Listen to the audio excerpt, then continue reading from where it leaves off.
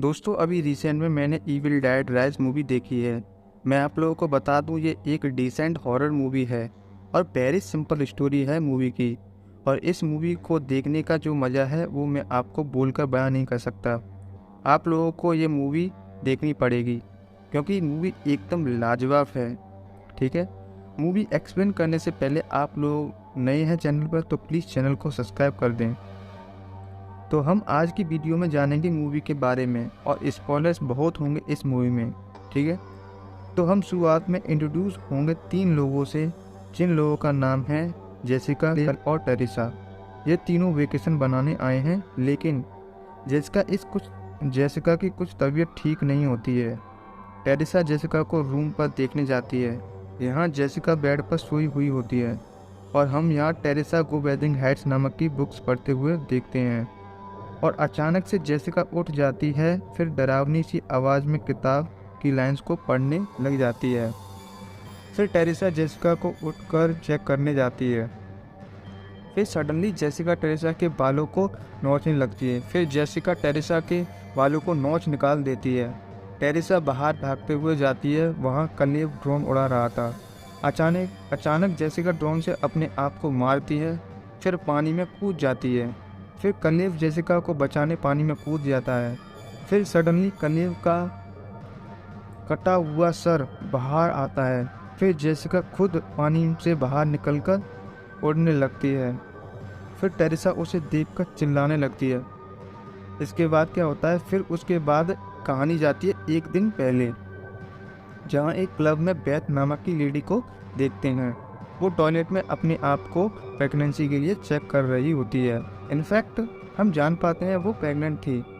फिर इसके बाद बेथ अपनी सिस्टर एली के घर जाती है। फिर हम देखते हैं एली के 3 बच्चे हैं, जिनका नाम है डैनी, ब्रिजिट और एक छोटी लड़की जिसका नाम है कैसी। लेकिन बेथ और एली के बीच में कुछ थोड़ी अनबन चल रही थी, उनमें दोनों में बनती नहीं थी।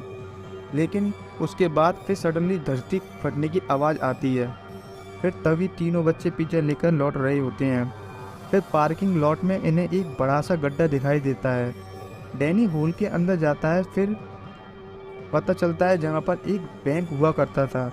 डेनिस इधर उधर छानबीन करता है। फिर अचानक उसे एक किताब मिलती है और इसी के साथ उसे एक सीडी टाइप रिकॉर्डर, जैसे आप जानते हो एक सीडी होती है बड़ी सी गाने सुनते हैं, वो भी मिलता है। और एक फ्रेम फोटो दिखता है, उसमें 3 फादर्स होते हैं चर्च के, और साथ ही में ढेर सारे क्रॉस, जो कि फादर्स के होते हैं ना, क्रॉस होते हैं, वो भी मिलते हैं। खैर इनको बातों को बाद में कर लेंगे। खैर बुक्स और रिकॉर्ड को डेनिस घर ले आता है। जो भी बुक्स उसे मिली थी उसके साथ रिकॉर्ड भी मिलते हैं, उसको भी घर ले आता है।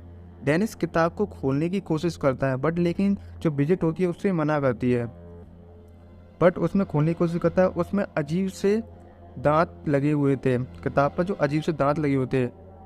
बट डेनिस को क्या होता है, जब उसे खोलने की कोशिश करता है तो डेनिस को उस दांतों से कट लग जाता है, और जो कट लगने के कारण और जो उस पर उसका डेनिस का खून गिर जाता है, तो वो किताब उससे खून को सोख लेता है अपने आप। इसके अंदर डरावने पिक्चर बने हुए होते हैं जो कि गॉडी और डेमोनिक थे। ब्रिजिट अब भी डेनिस को मना कर रही थी, पर डेनिस ब्रिजिट की एक भी बात नहीं मान रहा था। डेनिस उस रिकॉर्ड को अपने रिकॉर्डर में चलाता है और उसे इस रिकॉर्ड को सुनकर हम समझ पाते हैं कि ये बुक ऑफ द डेड है। फिर अचानक से किताब के पन्ने अपने आप से पलटने लग जाते हैं। फिर इसके बाद एक ईविल स्पिरिट आज़ाद हो जाती है। फिर उसके बाद स्पिरिट अपने होस्ट को खोजने लग जाती है। इसी दौरान एली लिफ्ट से नीचे जा रही थी कि अचानक ईविल स्पिरिट एली में घुस जाती है, कह सकते हैं उसमें समा जाती है, और लिफ्ट के केबल एली को जकड़ लेते हैं। फिर उसे लटका देते हैं। फिर एली अजीब तरह से वॉक करते हुए घर आती है। फिर अंडे वगैरह फोड़कर उन्हें कुक करने लगती है। फिर उसके बाद उसी फैमिली को मारने की बात करती है। फिर अचानक उसे उल्टियाँ कर देती है, फिर बेहोश हो जाती है। ये सब देखकर सब डर गए थे। फिर 2 नेबर्स आ जाते हैं, यानी कि इनके 2 पड़ोसी थे, वो आ जाते हैं, जिनमें एक यंग लड़का था गेव, और उस दूसरा बूढ़ा आदमी था मिस्टर फोंडा। तो गेव एली की आंख बंद करने की कोशिश कर रहा था, लेकिन वो अपने आप ही खुल जाती थी। उसके बाद बेथ एली के मरने का शोक मना रही थी। फिर अचानक एली का फ़ोन बजता है, उसमें एली अपने आप को बचाने की कह रही थी। फिर बेथ के सामने एली अचानक जिंदा हो जाती है। बेथ एली को फील करती है। बेथ को लगा कि एली का शरीर बहुत तेज तप रहा था, इसीलिए बेथ एली को बाथ टैब में ले जाकर डाल देती है। फिर एली अचानक छत पर उल्टा लटकने लगती है, फिर उन सब पर अटैक कर देती है। एली बहुत तेजी से चिल्लाने लगती है। उसी कारण चारों तरफ जो भी खिड़कियों शीशे लगे हुए थे वो सब टूट जाते हैं। एली एक कांच का टुकड़ा लेके बेथ पर अटैक कर देती है और उसके हाथ में कांच घुसा देती है। फिर उसके बाद ब्रिजेट पर अटैक कर देती है। एक टैटू बनाने वाली मशीन से ब्रिजेट पर अटैक कर देती है और उसके गाल पर एक खरोंच लगा देती है। फिर तभी डैनी एली पर अटैक कर देता है। हाथापाई के दौरान एली घर से बाहर निकल जाती है। फिर बेथ हमें पता था गिव और मिस्टर फोंडा लिफ्ट को सही करने में लगे थे। तभी एली गिव और मिस्टर फोंडा को मार देती है, जिनके हाथ में शॉटगन था। फिर वो कैसी को अपने पास बुलाती है, फुसलाती है कि इधर आओ, और कैसी गेट को खोल देती है बेवकूफ़ लड़की। फिर एली अचानक कैसी का गला पकड़ लेती है। ऐन वक्त में बेथ और डैनी कैसी को बचा लेते हैं। फिर दोबारा गेट को लॉक कर देते हैं। दूसरी तरफ ब्रिजेट को जो कट लगा था वो इन्फेक्ट होने लगा था। फिर धीरे धीरे ब्रिजेट के आंखों, नाक, मुंह सबसे एक काला खून निकलता है। देन ब्रिजेट भी इविल स्पिरिट बन जाती है। उसके बाद वो कांच के ग्लास को खाने लग जाती है। फिर उसी दौरान डैनी और कैसी पर अटैक कर देती है। खैर कैसी के हाथ में एक डॉल टाइप रॉड थी, जिससे कैसी पर ब्रिजेट अटैक करती है तो उसके मुंह में वो घुस जाता है, बट उनको पता चल जाता है। लेकिन क्या होता है, जैसे ही वो घुस जाता है उसके मुंह में, कुछ देर के लिए वो बेहोश हो जाती है, बट उनको पता था वो मरने वाली नहीं है। फिर उठ खड़ी हो जाएगी। तभी ब्रिजेट को रस्सी से बांध देते हैं। डैनी बेथ से कहता है ये ब्रिजेट की गलती थी, उसने ही ये बुक को खोला और तभी इविल स्पिरिट अनलीज हुई। उसी दौरान बेथ सीडी रिकॉर्ड सुनती है कि उससे पता चल जाए कि एली को कैसे रोका जाए। एली बाहर से झांक रही थी, तभी उसने देखा एक बिल्ली को जो बिंड से बाहर आ रही थी, तो एली को अंदर जाने का आइडिया मिल गया। फिर अचानक से ब्रिजेट जाग जाती है। फिर डेनिस पर अटैक कर देती है। डेनिस इंजर्ड हो जाता है। तभी डेनिस ब्रिजेट को हाथापाई में जला देता है।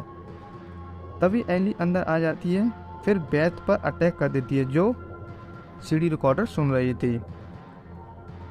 फिर उसके बाद एली को पता चलता है कि बेथ प्रेग्नेंट है, तो एलिस उसके पेट को नोच कर कहती है आज वो 2 सोल्स को डिवाइड करेगी। ऐसे में कैसी बेथ को सीजर पास कर देती है। तभी बेथ एलिस के मुंह में कैंची घुसा देती है। बेथ कैसी को लेकर बिल्डिंग से बाहर लेकर भागने लगती है।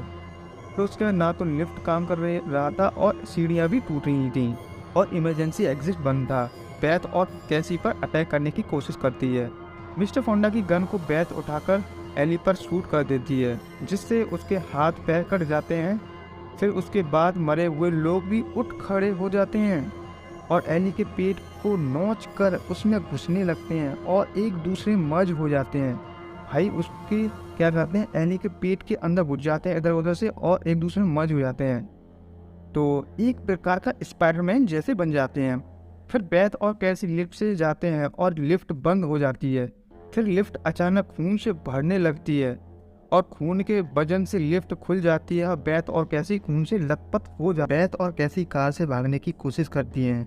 जैसे ही कार को स्टार्ट करती हैं, कार आगे ही नहीं बढ़ती है। तभी बेथ पीछे मुड़कर देखती है। एली कार को पीछे से पकड़े हुए होती है। फिर कैसी और बेथ कार से निकलकर एग्जिट गेट की तरफ भागती हैं। गेट बंद होने को होता है। तभी बेथ स्लाइड करके गेट जाती है और कैसी रह जाती है और कैसी को एली पकड़कर ले जाती है। फिर बेथ कैसी को गेट तोड़कर बचाने आती है। एली कैसी को एक शटर मशीन में डालने वाली थी। फिर बेथ आ जाती है।